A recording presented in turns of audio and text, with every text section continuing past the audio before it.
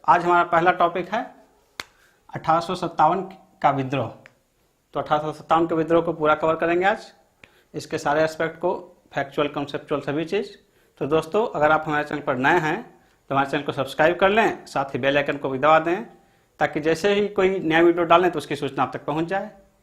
तो देखिए, शुरू करते हैं आज का टॉपिक 1857 का विद्रोह। इसमें हम किन किन बिंदुओं पर चर्चा करेंगे? तो है कारण, उद्भव, प्रसार एवं पतन और सफलता का कारण, परिणाम और महत्व। 1857 के विद्रोह के इन पहलुओं पर चर्चा करेंगे। तो देखते हैं इसका पहला पॉइंट, कारण। 1857 के विद्रोह का कारण क्या था? तो इसके तहत देखिए 4 पॉइंट: राजनीतिक, आर्थिक, सामाजिक, धार्मिक और तात्कालिक, या इसी को सैन्य कारण के अंतर्गत कहेंगे। तो राजनीतिक कारण के अंतर्गत देखिए हम किन किन पॉइंट पर है। राजनीतिक कारण, मुगल बादशाह, दूसरा है हड़प की नीति, तीसरा है इनाम कमीशन और एक अवध का विलय। तो दोस्तों, जो राजनीतिक कारण है 1857 के विद्रोह का, उसमें जो हम मुगल बादशाह, तो इसका कारण देखिए, मुगल बादशाह से क्या जुड़ा हुआ राजनीतिक कारण है? मुगल बादशाह अंग्रेजों के आने के समय ब्रिटिश का रूल के पहले मुगल शासन था, और जब 1857 का विद्रोह हुआ तो उसमें हमारे यहाँ मुगल बादशाह थे। तो मुगल बादशाह का एक महत्व था भारतीय समाज में, उस महत्व को अंग्रेजों ने कम किया, वही इसका राजनीतिक कारण है। तो महत्व क्या कम किया? तो मुगल बादशाह के बारे में 1849 में डलहौजी ने कहा कि अब मुगल बादशाह के उत्तराधिकारी, जो बहादुर शाह जफर के उत्तराधिकारी होंगे, अब वो बादशाह नहीं राजा कहलाएंगे। यानी कि बादशाह से वो राजा पर आ गए। इनको बादशाह नहीं कहा जाएगा, उनको राजा कहा जाएगा, यानी उनके सम्मान को ठेस पहुंचाया गया। इससे भारतीय अस्मिता को चोट पहुंची। ये एक बहुत प्रमुख कारण था। साथ ही 1855 में, इसमें तो डलहौजी था, इसमें कैनिंग ने कहा कि अब मुगल बादशाह का जो आवास था उसमें, लाल किला दिल्ली का, कहा कि मुगल बादशाह जो हैं ये बहादुर शाह जफर, उनके बाद उनकी पीढ़ी को लाल किला खाली करना पड़ेगा और वो कुतुब मीनार में रहें। ये भी मुगल बादशाह जो हमारे प्रतीक थे, उसकी अस्मिता को धक्का था, खतरा था। इसके कारण ये राजनीतिक कारण उत्पन्न हुआ कि लोग ब्रिटिश साम्राज्य को खतरा महसूस करने लगे। ये 2 राजनीतिक कारण है। मुगल बादशाह, हड़प की नीति के तहत क्या पॉइंट है इसमें? तो हड़प की नीति के तहत जो डलहौजी का था, हड़प की नीति, डलहौजी की थी हड़प की नीति। इसके तहत इसने नियम बनाया कि जिस भी शासक का गोद लिया हुआ संतान होगा उसको उसका उत्तराधिकारी नहीं माना जाएगा। यानी कि पहले के जो राजा थे, नवाब थे, उनके उत्तराधिकारी के रूप में गोद लिए हुए बच्चे को नहीं माना जाएगा और उस राज्य को ब्रिटिश साम्राज्य में मिला लिया जाएगा।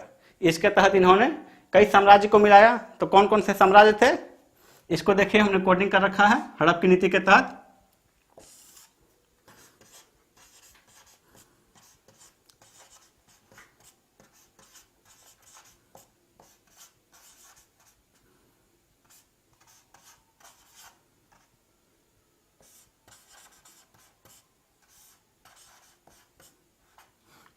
सजैस, बहू, झाना, सतारा, जैतपुर, संभलपुर, बघात, उदयपुर, झांसी और नागपुर। ये 7 जो है, इन 7 राज्यों को उसमें मिला लिया गया था। इसको कोडिंग याद कर लीजिए।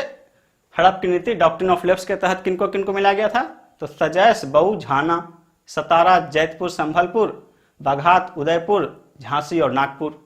ये इतने राज्य थे जिनको कि डॉक्ट्रिन ऑफ लेफ्ट के तहत मिला लिया गया था डलहौजी द्वारा।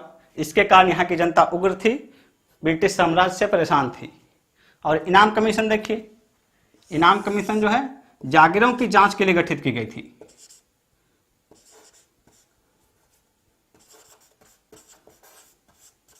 जागीर की जांच के लिए इनाम कमीशन गठित की गई थी। तो इसमें क्या था? इसमें उस समय के तत्कालीन 35,000 लगभग जागीर में से 21,000 को इसने मिला लिया, ब्रिटिश साम्राज्य में मिला लिया। यानी कि वहां के जो सामंत थे वो उनसे नाखुश हो गए, सामंत की उनकी जागीर छीन ली गई। 21,000 सामंत की, लगभग 21,000 सामंतों की जागीर छीन ली गई। इसके कारण वो सारे सामंत, उनसे संबंधित लोग सारे ब्रिटिश साम्राज्य से नाखुश थे। ये एक राजनीतिक कारण हो गया। फिर अवध का विलय। अवध का विलय कर लिया गया था कब? 1856 में। 1856 में अवध का विलय कर लिया गया था ब्रिटिश साम्राज्य में, कुशासन का आरोप लगाकर। डलहौजी ने ही अवध का विलय कर लिया था कुशासन का आरोप लगाकर। और उस समय के अवध बहुत बड़ा प्रांत था, भारतीय सेना का बहुत बड़ा हिस्सा अवध से आता था। भारतीय सेना में उस समय ब्रिटिश साम्राज्य के अंतर्गत जो भारतीय सैनिक थे तो लगभग 2,36,000 ब्रिटिश सैनिक थे भारत के। उसमें से 75,000 सैनिक 75,000 सैनिक सिर्फ अवध से थे। अवध बहुत बड़ा हिस्सा था ब्रिटिश साम्राज्य का, इसलिए जब अवध का विलय कर लिया गया तो हर सैनिक घर, जो 75,000 सैनिक थे वहां के, उसमें से हर सैनिक का घर किसी न किसी तरह अवध के विलय से प्रभावित था। क्योंकि विलय के बाद जब ब्रिटिश साम्राज्य में मिला लिया गया तो कर में बढ़ोतरी हुई, इसके कारण प्रत्येक परिवार उससे प्रभावित हुआ, साथ ही और कई परेशानियां आने लगी। इसके कारण लोगों में एक विद्रोह था, आक्रोश था, जिसका प्रस्फुटन 1857 के विद्रोह के रूप में हुआ। तो इस प्रकार राजनीतिक कारण हमने देख लिया। अब देखते हैं हम आर्थिक कारण। आर्थिक कारण के तहत है नया भू राजस्व कानून, सूर्यास्त का नियम, कर की वसूली, व्यापारी, बुनकर, शिल्पी, किसान। तो इसमें देखिए नया भू राजस्व कानून जो है, इसके तहत जो है भू राजस्व कानून में कठोरता लाई गई थी, जिसके कारण भारतीय जनता, उस समय की जो जनता थी बहुत परेशान थी। अकेले सैनिकों की तरफ से इस कानून के विरोध में नया भू राजस्व कानून लाया गया था। सैनिकों की तरफ से 15,000 अर्जियां दी गई थी, यानी प्रत्येक सैनिक किसी न किसी किसान परिवार का आता था। अधिकांश लोग उसमें किसान थे, इसलिए प्रत्येक सैनिक किसी न किसी किसान परिवार से बिलोंग करता था। इसलिए किसान के किसी भी हित पर चोट करना सैनिक के हित पर चोट करना था। अकेले सैनिकों ने 15,000 अर्जियां दी थी ब्रिटिश सरकार को नया भू राजस्व कानून के खिलाफ। इसी के तहत एक नियम था सूर्यास्त का नियम। सूर्यास्त के नियम के तहत कोई जमींदार जिनको कि जितना कर अदा करना था अपने क्षेत्र से जमींदारी का, वो कर अगर निश्चित निर्धारित समय पर, जो भी निर्धारित तिथि थी, उस तिथि के संध्या तक यानी कि सूर्यास्त तक अगर वो कर जमा नहीं करते थे तो उनकी जमींदारी छीन ली जाती थी, बेच दी जाती थी, नीलाम कर दी जाती थी। इसीलिए ये सूर्यास्त का नियम लागू किया गया था। ये बहुत ही कड़ा नियम था, क्योंकि किसी भी कारणवश उसमें के जो जमींदार थे पहले जनता के प्रति सहानुभूति रखते थे। बाढ़, अकाल, भूख, किसी भी स्थिति में उनको कर वसूली में थोड़ी सी रियायत दी जाती थी। लेकिन जब इनको सूर्यास्त का नियम दिया गया, यानी कि फिक्स डेट को ब्रिटिश साम्राज्य को उनको कर देना था, तो वो वसूली करे या नहीं करे उनको खुद के यहाँ से देना था। इसलिए जो उदार जमींदार थे वो दिवालिया हो जाते थे। इसी का एक उदाहरण हमारे यहाँ के जो बिहार के कुंवर सिंह थे। कुंवर सिंह की क्या स्थिति हुई थी, वो जनता के प्रेमी थे, इस कारण कर वसूली में कड़ाई नहीं कर पाते थे और उनकी जमींदारी छीन ली गई थी, क्योंकि वो कर वसूली नहीं कर पाते थे समय पर।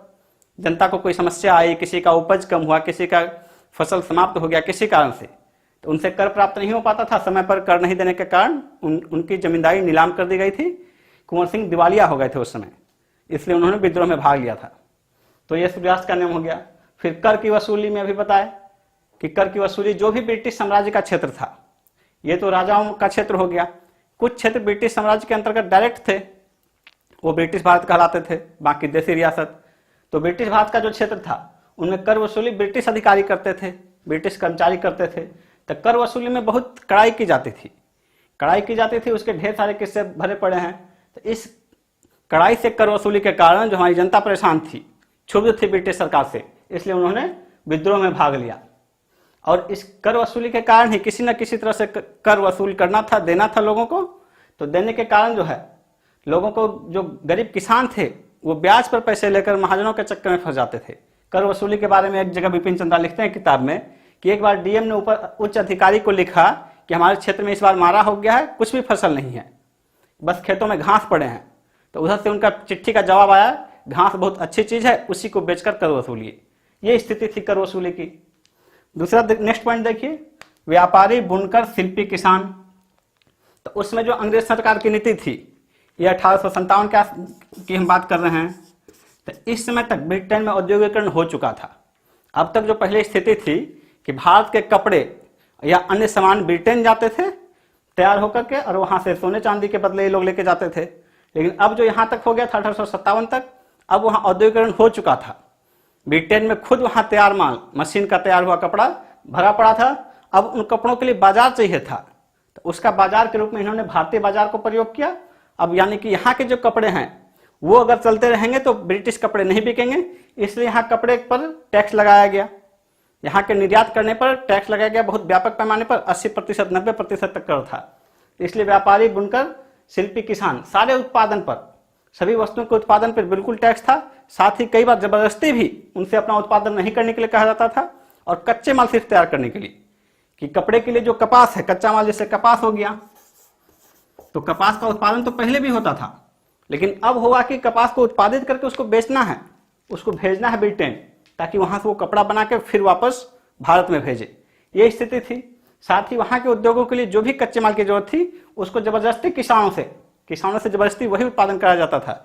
जैसे बिहार का एक उदाहरण है 1917 में एक उदाहरण बिहार का जो देखते हैं, चंपारण में नील की खेती भी इसी तरह का एक अंग था कि जो भी कच्चा माल चाहिए हमको, जो भी वहां किसान के लिए कच्चा माल जबरदस्ती उगाया जाता था उनको, कि यही माल आपको उत्पादन करना है, जबरदस्ती, जोर जबरदस्ती। इस कारण सारे इनके अपने जो काम धंधे थे वो ठप पड़ गए। किसानों को अब वो जो कच्चा माल उत्पादन करते हैं उद्योग के लिए, तो अन्न कहाँ से खाएंगे, अन्न क्या उपजाएंगे। और एक बार मान लीजिए कुछ अन्न उपजा भी लिए, बाकी में अगर वो कच्चा माल औद्योगिक माल उपजा रहे हैं, तो अगर किसी बार मारा पड़ गया, फसल नष्ट हो गया, तो अगली बार के लिए सुरक्षा नहीं है। और एक बार जब किसान डूबता है कर्ज में तो फिर उबर नहीं पाता। इस कारण से व्यापारी, बुनकर, शिल्पी, किसान सभी वर्ग ब्रिटिश साम्राज्य से क्षुब्ध थे, और जब तत्कालिक कारण के कारण सैनिक विद्रोह भड़का तो उसके कारण सब लोग इनके साथ हो लिए। नेक्स्ट कारण आप देखते हैं सामाजिक धार्मिक कारण।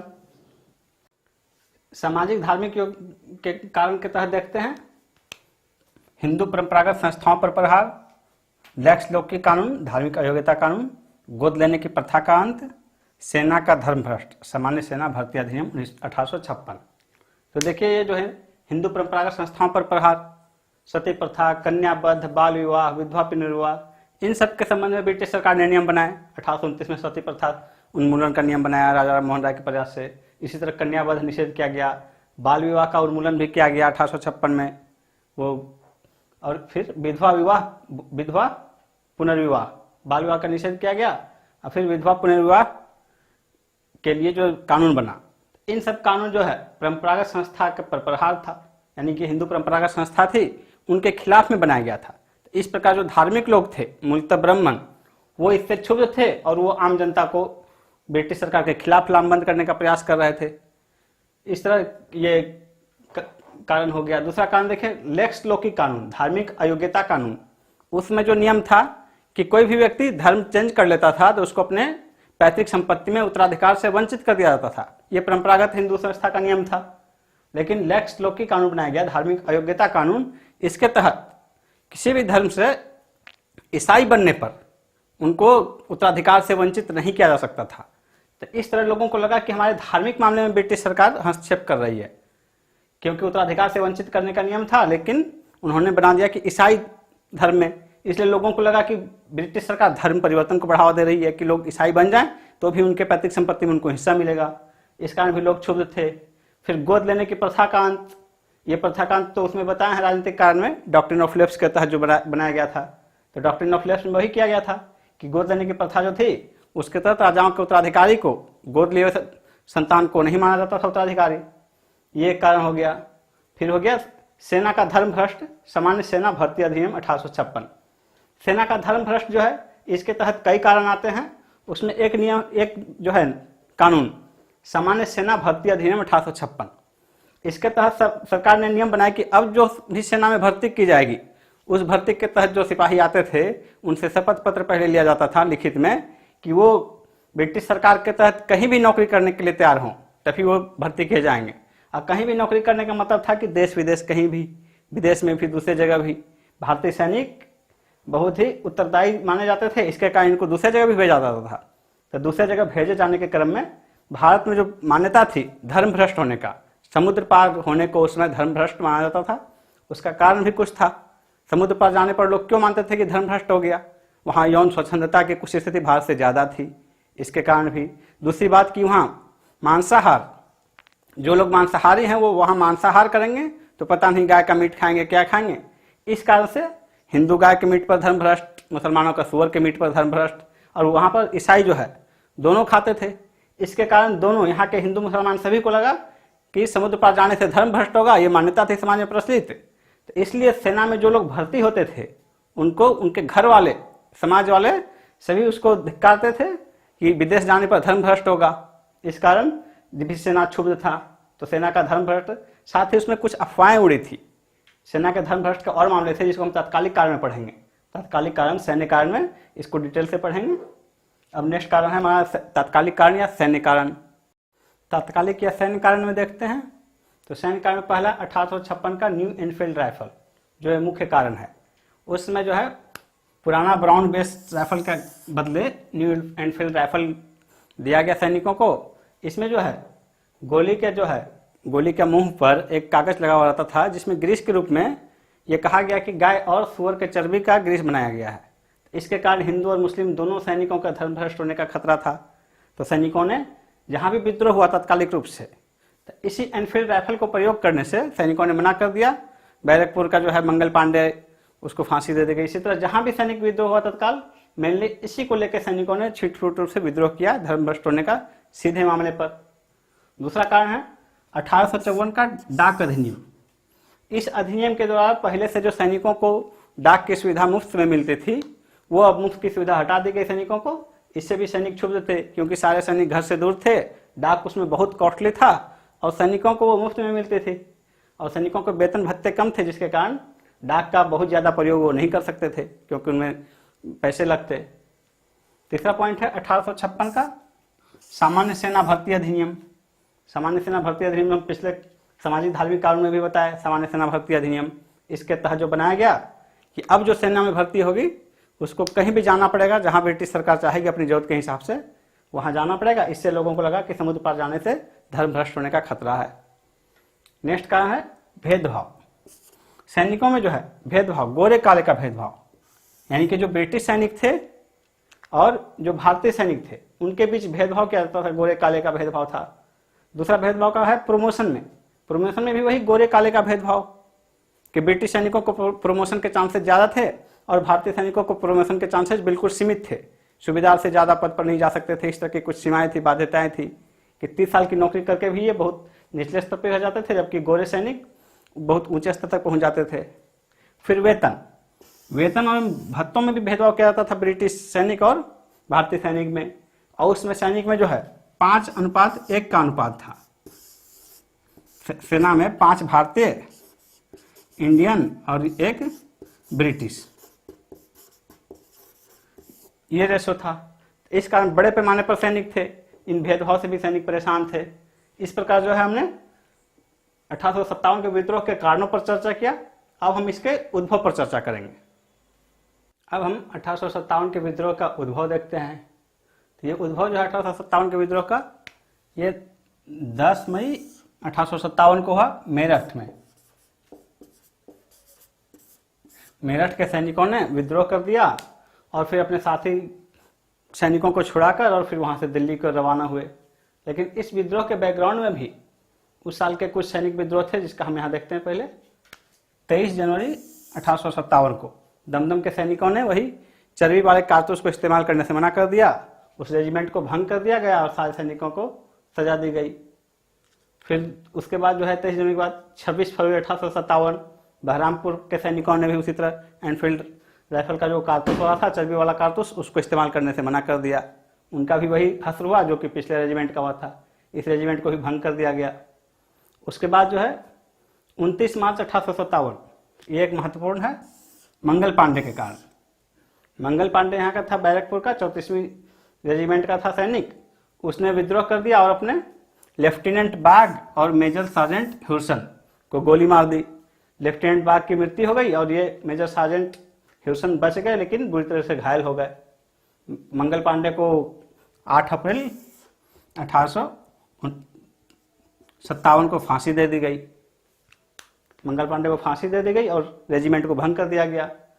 उसके बाद उसी तरह फिर 24 अप्रैल को, फिर 9 मई को जो है यही मेरठ में ही सैनिकों ने विद्रोह कर दिया था। उन सैनिकों में से 99 सैनिक ने विद्रोह कर दिया। इन 99 सैनिकों में से 85 को 85 को कारावास की सजा हुई, उनको जेल में बंद कर दिया गया, उनको बर्खास्त करके। तो अगले दिन, यही 9 मई के अगले दिन 10 मई को मेरठ के अन्य सैनिकों ने भी विद्रोह कर दिया और अपने 85 सैनिक जो जेल में बंद थे वहीं के बर्खास्त किए जाने के बाद इनको छुड़ाया और वहां से सैनिक पूरा ब्रिटिश सत्ता के सारे सबूतों को नष्ट करते हुए दिल्ली की ओर रवाना हुए। और अगले दिन 10 मई को यहाँ गया, 11 मई को 11 मई को सुबह सुबह दिल्ली पहुंच गए। बिपिन चंद्र इसके लिए लिखते हैं कि 11 मई को सुबह दिल्ली अभी नींद से जागे भी नहीं थी कि मेरठ से आए हुए सैनिकों ने दिल्ली का दरवाजा खटखटाया। तो 11 मई को सुबह सुबह वो दिल्ली पहुंचे और 12 मई को सैनिकों ने दिल्ली पर अधिकार कर लिया, पूरा दिल्ली पर पूर्ण अधिकार हो गया उनका। तो उसमें जो मुगल बादशाह थे वो दिल्ली में ही थे, तो मेरठ के सैनिक गए उनके पास, मुगल बादशाह के पास, और उन्होंने कहा कि आप हमारा नेतृत्व कीजिए। तो उसमें मुगल बादशाह जो थे वो बहुत 75 साल के लगभग थे, बुजुर्ग 70-75 साल के। तो उनको तो पहले समझ में नहीं आया कि सैनिक चाहते क्या हैं। फिर उसके बाद वो ये समझ नहीं पा रहे थे कि इनके साथ हमको रह के फायदा होगा कि नहीं। और फिर दूसरा बात ये भी था कि वो 75 साल के बुजुर्ग सैनिकों के लिए क्या कर सकते हैं। अब वो इतने बुजुर्ग हो गए थे कि युद्ध में भी नेतृत्व करने की क्षमता नहीं थी। फिर भी उनका नेतृत्व जो है इस विद्रोह को एक संगठित रूप दे सकता था। भारत में जो इनका सम्मान था, मुगल बादशाह का जो सम्मान था, उस सम्मान के कारण एकजुटता प्रदर्शित कर सकता था। और कुछ इतिहासकार लिखते हैं कि शुरू में इनके संदिग्ध रही, इन्होंने आगरा के सैनिक के जो नेता थे, सैनिक जो के लेफ्टिनेंट जो थे, सैनिक लेफ्टिनेंट आगरा के, उनको इन्होंने गुप्त सूचना दी कि सैनिकों ने विद्रोह कर दिया है यहाँ। लेकिन फाइनली उन्होंने इनका नेतृत्व करना स्वीकार कर लिया। लेकिन यहाँ का सैनिक नेतृत्व जो है बख्त खान ने किया था। दिल्ली में सैनिक नेतृत्व इन सिपाहियों का बख्त खान ने किया। और फिर ये लगातार दिल्ली के सारे जो है पूरा शहर में तहस नहस कर दिए। ब्रिटिश नागरिकों को की हत्या की पूरे व्यापक पैमाने पर, सारे जो सूचना तंत्र थे उसको डिस्टर्ब किया। ब्रिटिश सत्ता के जो प्रतीक थे उन सारे प्रतीकों को ध्वस्त कर दिया। और फिर हिंदुस्तान का, भारत का, ब्रिटिश साम्राज्य के खिलाफ जो मुगल बादशाह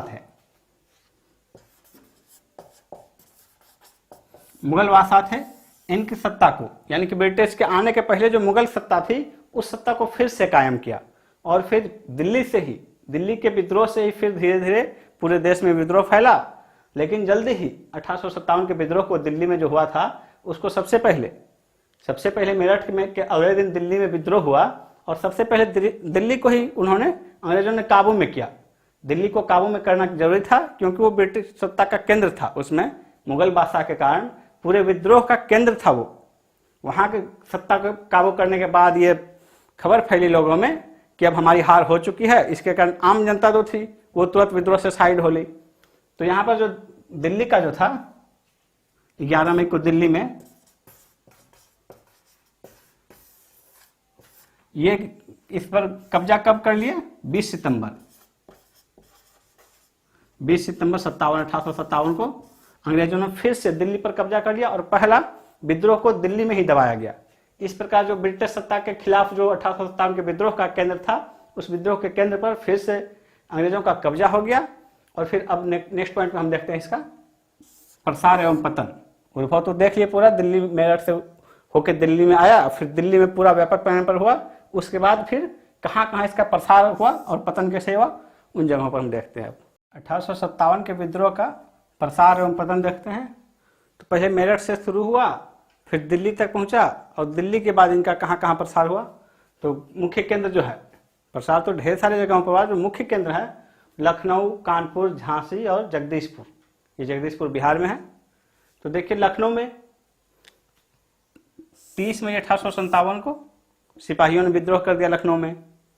फाइनली 4 जून 1857 को वहां की बेगम हजरत महल ने सैनिकों का नेतृत्व संभाल लिया। 30 मई को सैनिक ने विद्रोह किया लखनऊ में, और 4 जून 1857 को वहां की जो बेगम हजरत महल थी, नवाब जो है वाजिद अली शाह की पत्नी बेगम हजरत महल, उन्होंने सैनिक नेतृत्व संभाल लिया।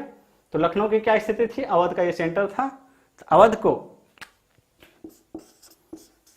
1856 में कुशासन के आरोप में मिला लिया गया था।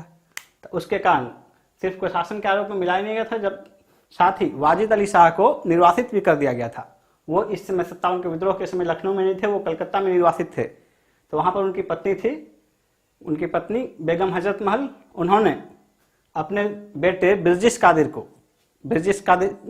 को नवाब घोषित किया और उसकी संरक्षिका के रूप में वहाँ सत्ता संभाल लिया। बिरजिश कादिर उसमें अल्पव्यक्त थे। तो इस तरह 4 जून को वो नेतृत्व संभाली और पूरा युद्ध की सैनिक नेतृत्व वो करती थी। खुद युद्ध भूमि में वो हाथी पर रह के सैनिकों का नेतृत्व संभालती थी, सैनिकों को प्रोत्साहित करती थी।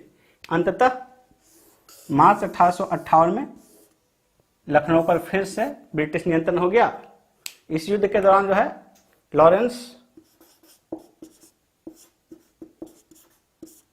लॉरेंस जो वहाँ का चीफ कमिश्नर था वो मारा गया, लेकिन फाइनली कैंपबेल ने इसको दबा दिया। मार्च 1858 में लखनऊ पर फिर से ब्रिटिश सत्ता काबिज हो गई।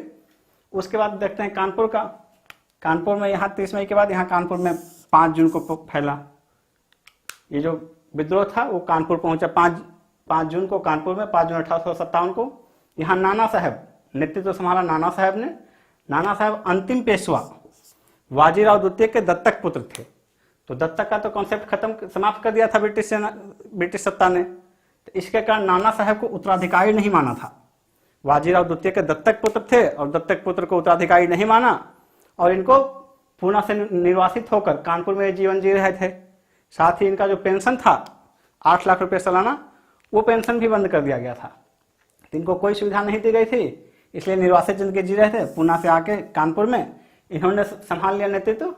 और इनका जो यहाँ का था, इनके सरकार का सैन्य नेतृत्व तात्या टोपे ने किया था। और फाइनली अंततः ये भी पूरा वीरता से लड़े और अंतिम में दिसंबर 1857 में फिर से कानपुर पर अंग्रेजों का अधिकार फिर से हो गया।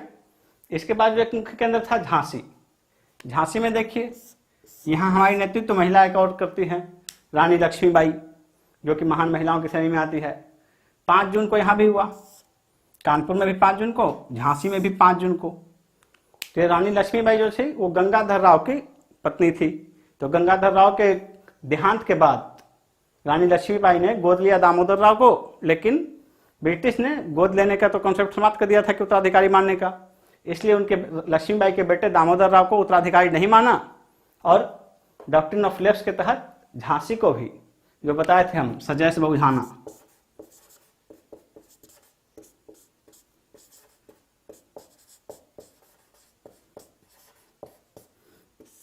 इसको याद कर लीजिए, सतारा, जैतपुर, संभलपुर, बघात, उदयपुर, झांसी, नागपुर। ये झांसी, इसको भी डॉक्ट्रिन ऑफ लेफ्ट के तहत उत्तराधिकारी समाप्त कर दिया था, मिला लिया था ब्रिटिश साम्राज्य में। तो वही लक्ष्मीबाई ने वहां संभाल लिया नेतृत्व। इस दौरान अपने बेटे दामोदर राव को उत्तराधिकारी मानने के लिए इन्होंने बहुत दौड़ धूप किया, लेकिन ब्रिटिश अपने नियम से जो बना देते थे उससे कहीं हिलते डुलते नहीं थे। इसके कारण इनके साथ विद्रोही जैसा व्यवहार किया गया। अंततः विद्रोह के समय में भी लक्ष्मीबाई ने अंग्रेजों को सूचना भेजी कि वो इनके दत्तक पुत्र को इनका उत्तराधिकारी मान लें और झांसी की तरफ से निश्चिंत हो जाए, वहां से कोई विद्रोह नहीं होगा। लेकिन अंग्रेजों ने उनकी एक नहीं सुनी और अंततः उन्होंने विद्रोह का नेतृत्व कर लिया। ये बहुत वीरता से लड़ी और फाइनली लड़ते लड़ते झांसी पर अंग्रेजों से हार गई और यहाँ से वो चली गई ग्वालियर में ही लड़ती रही। वो झांसी में पराजित होने के बाद लक्ष्मीबाई ग्वालियर चली गई, ग्वालियर में ही वो लड़ती रही और फाइनली ग्वालियर के किले में ही लड़ते लड़ते वीरतापूर्वक वो शहीद हो गई। कैप्टन ह्यूरोज जब थे, ह्यूरोज ने यहाँ झांसी के और ग्वालियर के दोनों जगह के विद्रोह करवाया। ह्यूरोज का स्टेटमेंट निकलता है रानी लक्ष्मीबाई की मौत पर कि इतने सारे सैनिकों के बीच मात्र एकमात्र मर्द है, वो लक्ष्मीबाई के लिए निकालते हैं स्टेटमेंट। तो इस प्रकार बहुत ही वीरतापूर्वक लक्ष्मीबाई लड़ी, हमारी स्वतंत्रता सेनानी मानी जाती हैं। इसके बाद झांसी के बाद जो एक मुख्य केंद्र है जगदीशपुर में हमारे बाबू कुंवर सिंह वीरतापूर्वक लड़े और मुख्य विद्रोही में जो थे, मुख्य नेतृत्वकर्ता में एकमात्र यही नेतृत्वकर्ता थे जो अंग्रेजों से कभी नहीं हारे। हर जगह इन्होंने अंग्रेजों को पराजित किया। बाकी लोग तो हार कर इधर से उधर जाते थे, लेकिन बाबू कुंवर सिंह ये जीतते हुए एक जगह से दूसरे जगह गए और अंग्रेजों को हमेशा हराया, कभी हारे नहीं। इनका डिटेल से हम देखते हैं अभी।